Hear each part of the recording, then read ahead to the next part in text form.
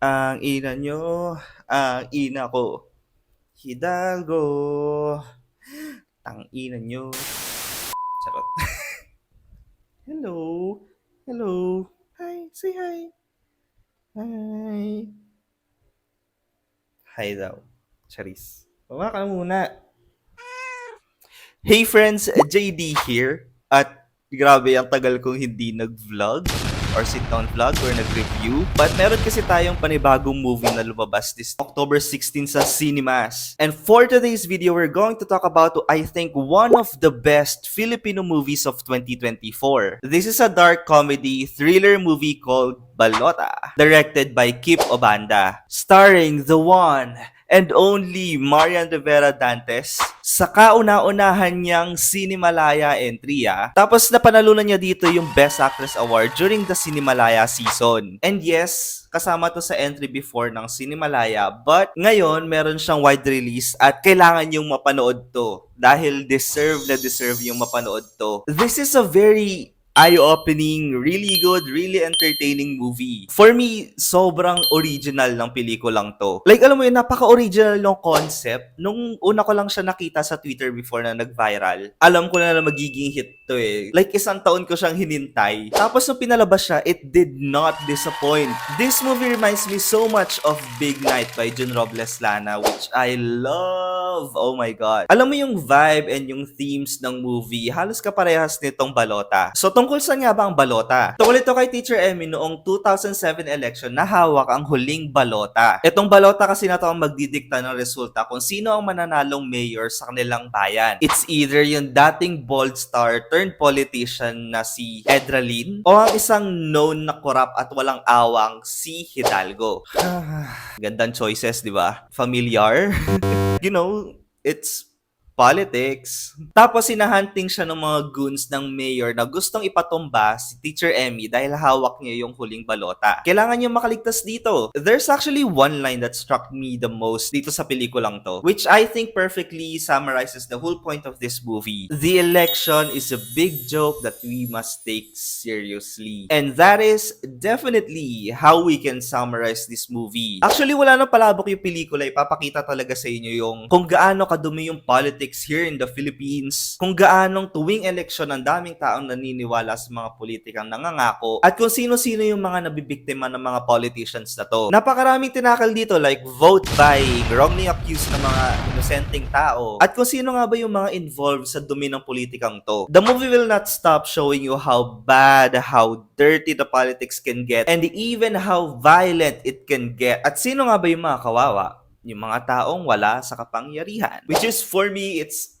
really good. They've nailed it. I think they've tackled these issues very carefully. During this time, mano-mano pa kasi pag-count ng balota. And marami na talagang cases before na mga biktimang teachers as poll watchers. In fact, there's a study that a lot of them actually refuse to be a poll watchers dahil sa takot ng threats, ng shooting, intimidation. And also nag-research ako ng mga real-life cases na similar sa movie na Balota. And I saw a real-life case in 1995 kung saan a teacher was actually killed during the election day habang pinoprotektahan niya yung balota ng taong bayan. Actually, na-feature siya sa Case Unclosed ni Arnold Clavio. Tapos may dramatization dito sa isang educational network. That's why I think this is an important movie to watch. This is an eye-opening movie about the harsh reality of the politics in the Philippines. And yes, this is a dark comedy movie, a satire movie, but again, tulad nga ng quote na sinabi ko kanina,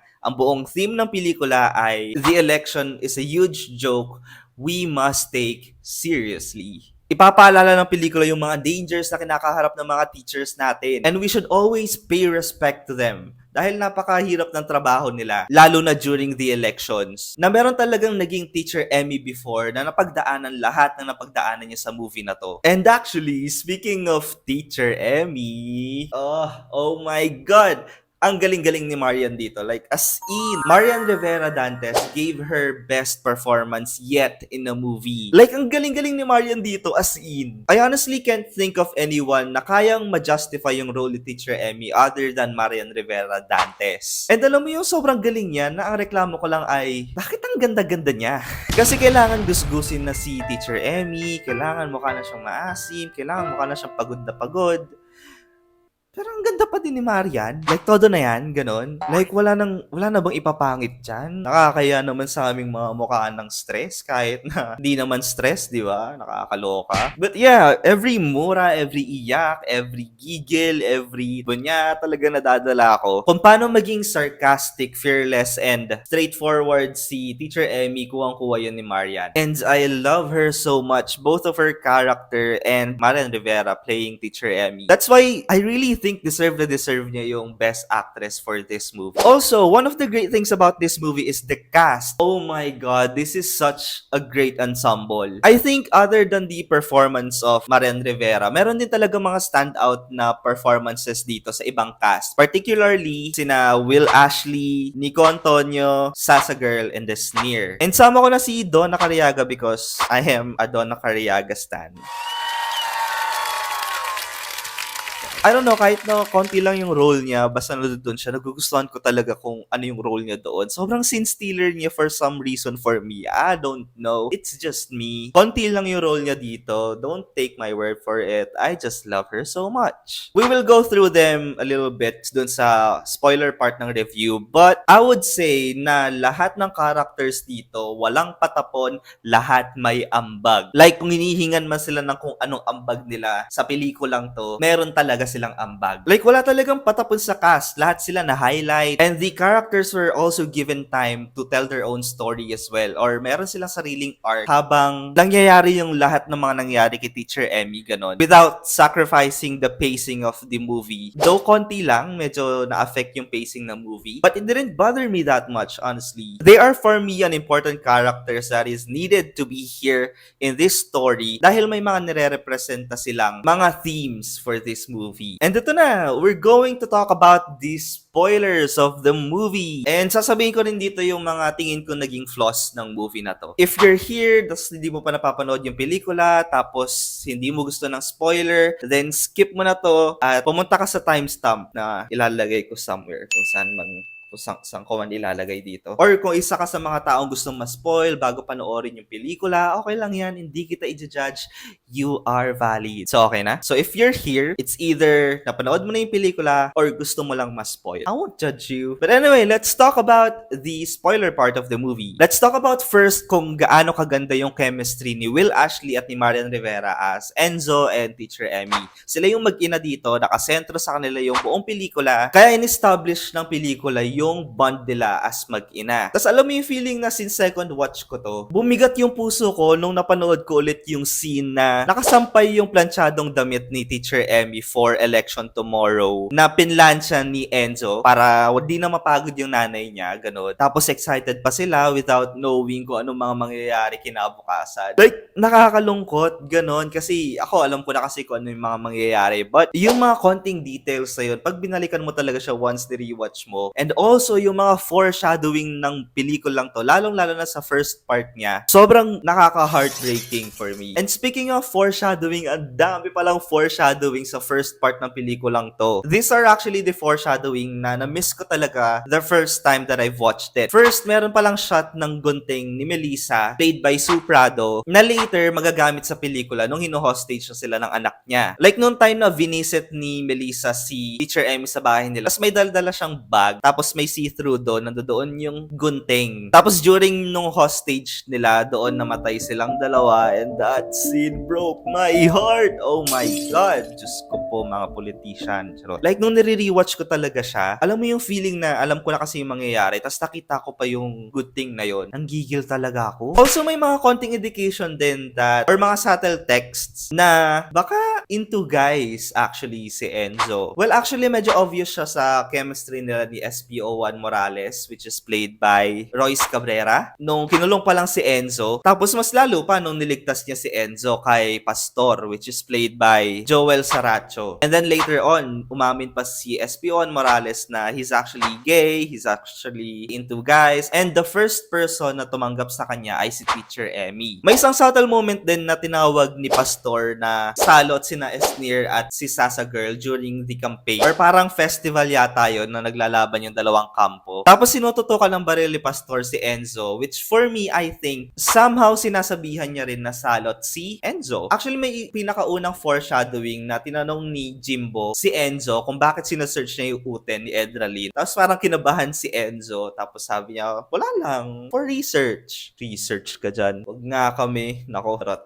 Alam ko, bad mag-assume ng sexuality, but ang dami kasing subtle text. Alam mo yon, hindi ko siya ma-let go. Ang daming signs na pinakita ng pelikula, but wala namang confirmation, hindi rin confirm sa pelikula. I guess, let's leave it at that. May isa pang foreshadowing, I think, na pinaka-obvious sa lahat, yung ballpen ni Teacher Emmy na ginamit niya sa flames. Niram niya yun sa kapwa niya teacher, tapos, at yun yung pinasaksak niya kay Migs, isa sa mga goons played by Nico Antonio. And speaking of Nico Antonio, I also think that he's one of the standouts of this movie dahil ang galing ng comedy timing niya lagi. Kahit sa second watching, tawang-tawa pa din ako dun sa part na nagdasal sila bago sila gumawa ng kasamaan, ganun. And that is why I love dark comedy. Dark comedy is my shit. But I think ang pinaka-scene stealers sa lahat, ang pinaka-nagiging bida kahit hindi sila bida, sinasasa ni Esnir. Like, every time na nasa screen sila, tawa ako ng tawa. Kasi para lang silang sila Sasa at Esnir actually. Tawa ako paano sila magbangayan, magbaklaan. I love it so much. I love to watch it. I had a great time watching them actually. Tapos sa dulo, tatakbong counselor si Sasa Girl. Tapos yung picture niya, nakakatawa. Sa pagkakatanda ko, ginamit pa rin yung sobrang signature na blush on niya dun sa posters dun na pinapaskill sa bayan nila. Tapos yung interview niya sa ending, basta sobrang scene stealers niya. Scene stealer niya. And pati si Esnir actually. The reason also kung bakit gusto ko yung mga cast and characters is there are reasons kung bakit sila sinulat and kung bakit sila nandoon sa pelikula. For example, Sasa and Esnir, hindi lang sila for comedy para sa pelikulang to. For me, they represent yung mga tao na kumakapit sa patilim para lang kumita, ganun. Like yung character ni Esnir na kahit nalabag sa loob niya or morals niya or pinaniniwalaan niya yung ginagawa niya, ginawa niya pa rin yung racket because he needs money, which is also ginagamit na tool kung bakit hindi bumoboto yung mga ibang tao sa bayan na to or yung iba na yung binoboto, ganun. And that's the vote buying part na tinakil ng pelikulang to. For me, hindi biniblame ng pelikula yung mga taong tumatanggap ng mga perang yon, but rather, mas pinapoint out yan na sobrang evil ng mga politicians na to na tinitake advantage yung mga situation ng mga taong nangangailangan ng pera. The movie acknowledges that these people are in need at evil talaga yung mga politician for taking advantage of those needs para lang sa sarili nilang gain. And hindi lang mismo yung nasa pinakataas ang corrupt, pati yung mga nasa positions like SPO1 Morales and Pastor. They're actually one of the characters that represents the people in power na tinitake advantage nila yung positions nila dahil sa pera at kung gaano nabibili yung mga taong nasa posisyon na to ng pera, ganun. And yes, indicated din ng pelikulang to that they are actually evil still. They are part of the corrupt systems of the politics. Kung gaano rin binibili yung katahimikan ng mga tao para iurong yung mga kaso sa mga politicians na to. Katulad na nangyari sa character ni Anita, which is played by Donna Cariaga, na namatay yung husband niya dahil kay Mayor Hidalgo. Pero yung ginawa lang ni Mayor Hidalgo ay binigyan lang siya or inaferan siya ng 2 million pesos para iurong yung kaso. But Anita refused, pero tinreten siya ni Mayor Hidalgo na ibibigay niya na lang daw to sa korte para iurong yung kaso. And guess what? Case closed na ang kaso nung asawa ni Anita. Also indicating na yung mga people in power, these politicians, have a lot of control in sa iba't ibang sector din. Na may mga katulad ni Anita na hindi nabibigyan ng hustisya dahil sa pamamalakad ng isang politicians. And these are the harsh realities na pinapakita ng pelikulang to. And all of it revolves around the politics in the Philippines. And for me, it's great. Sobrang ganda na pinakita at tinakel yung mga bagay na to. Lalo na napakalapit na naman ng eleksyon ngayong taon, ganon. That's why I think sobrang eye-opening ng movie na to. Now, let's talk about the things that I didn't didn't like about the movie. First and foremost, may iba akong shots and lighting na hindi ko actually nagustuhan, or probably the color grading sometimes masyadong orange for me. But I think the biggest turn off for me ng pelikula is yung dialogue, because sometimes it feels unnatural na nagbumukha na siyang preachy. Like para silang mga quotes na pinupost sa social media tapos ginawang dialogue, kaya hindi na sila mukhang natural tignan pag dineliver, ganon. But honestly, it didn't bother me that much. Kaya binigyan ko pa rin to ng high rating sa Letterboxd. At the end of the day, may gustong sabihin ng pelikula na napakahalaga. And right away, pinapakita ng pelikula that this is gonna be a straightforward movie with no bullshit. At sasabihin nila kung ano ang mga kailangang sabihin. Hindi siya naging kasiraan ng movie for me. Hindi rin siya nagpapangit ng movie for me. So overall, sa rewatch ko, I still think that this is one of the best Filipino movies of 2024. It is very entertaining without losing its themes. It is very funny, very entertaining, and very self-aware as well. Also, sobrang well-acted ng mga cast. Walang patapon sa kanilang lahat. I just love this movie so much. Kaya panoorin nyo na to. So if hindi nyo pa ito napapanood in cinemas, please,